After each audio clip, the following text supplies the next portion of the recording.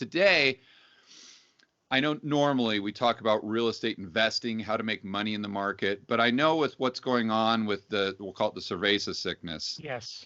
Everyone out there is, whether they're an investor or not, maybe they're looking to buy a home for their own family. Maybe they're just an average Joe or Jane that might own a home. Maybe they've got some equity. They're asking themselves, shoot, should I take out this equity now because the market might go down? Should I keep some dry powder? If so, do I take a line of credit? Do I take out a fixed rate mortgage? And then for the other people that may be on the sidelines and saying, okay, well, I've got to buy a house for my family. I just had a kid. I just got married, whatever.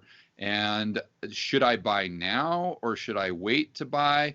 And again, it's from the standpoint of just building a family and what you're doing for your personal self, not necessarily how to make money. So I'll kind of hand it off to you and let you run with that.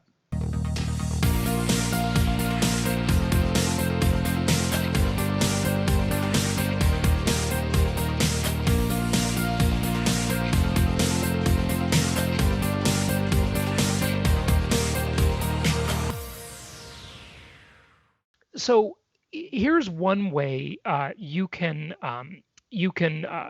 decide whether it's best to rent or buy. Okay. Right now, as we record this, and this will change as prices change and going up or down in this point, before we could say, well, they're just going to go up. Now we can't say that with any degree of certainty with the pandemic. And so if the value of that house is below $250,000, maybe $300,000 or $250,000, then it's generally speaking going to make a lot of sense to own that house rather than rent it. Okay. If it's above $250,000 or $300,000 in value, it's almost always going to be a better deal to rent it than to own it. Okay, just from a rent to value perspective, and we can drill down on that if you'd like. And, one of the things we've said to people, because most of our clients live in cyclical markets that are more expensive, okay? Almost always in those markets, it's better to be a renter. Good market, bad market, market going up, market going down, pandemic or not, it's just a better deal to rent those more expensive properties. Because so you're saying, I just want to clarify there. So when you say a better deal, you mean just financially? If you just add up all the numbers, you're gonna save money by being a renter. Yeah, and here's the quick example of that. If it's a $1 million property, for example, or let's take a $500,000 property to make it more widely realistic. Okay, so if it's a $500,000 property along the west coast of the U.S. somewhere, or in the northeastern part of the U.S. Or South Florida. Those are the expensive markets around the United States, and then around the world, there's many more. In those markets, that $500,000 house, most of the time you could rent that property for about $2,500 a month. In other words, that's a 0.5 rent to value ratio.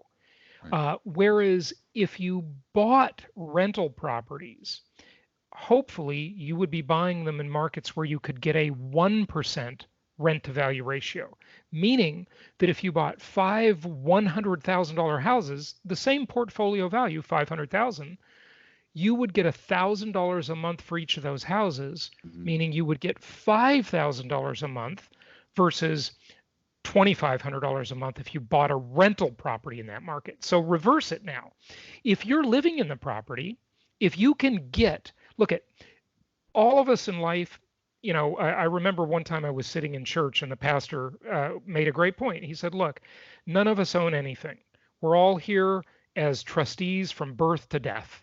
Okay, we just get to play with stuff, but we're not taking any of it with us. Okay, right?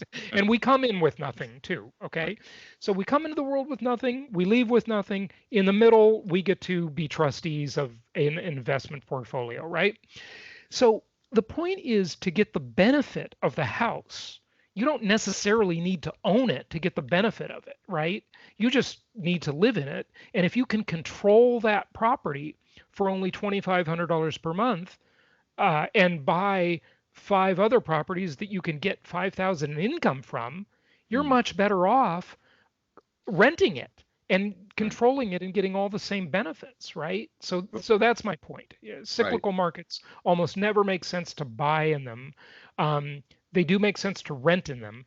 If most of your listeners live in these cyclical markets, then almost always you're going to be better off renting.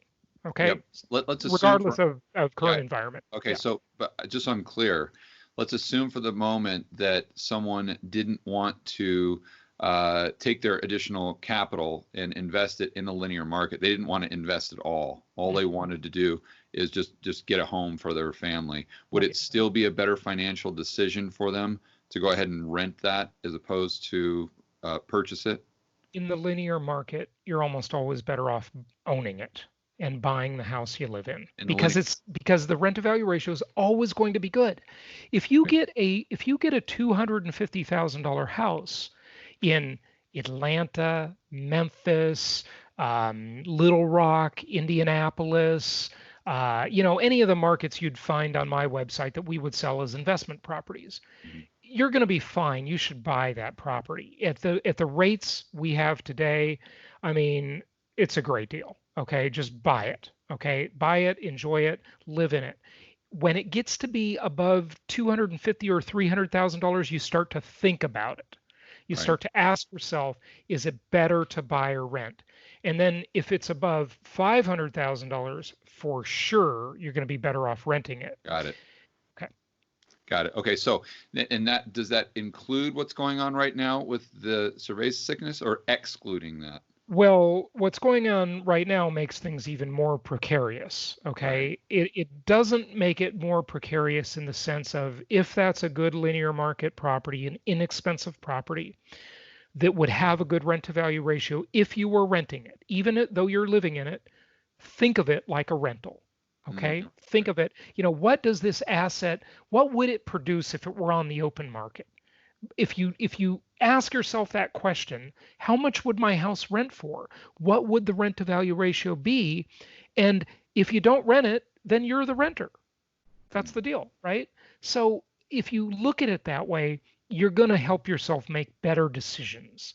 But any linear market property, a house under $300,000 for your own personal residence, I would buy it, live in it, take advantage of these incredibly low interest rates, 30-year fixed rate mortgage, put minimum down payment, 10% down, no more than that, and get leverage.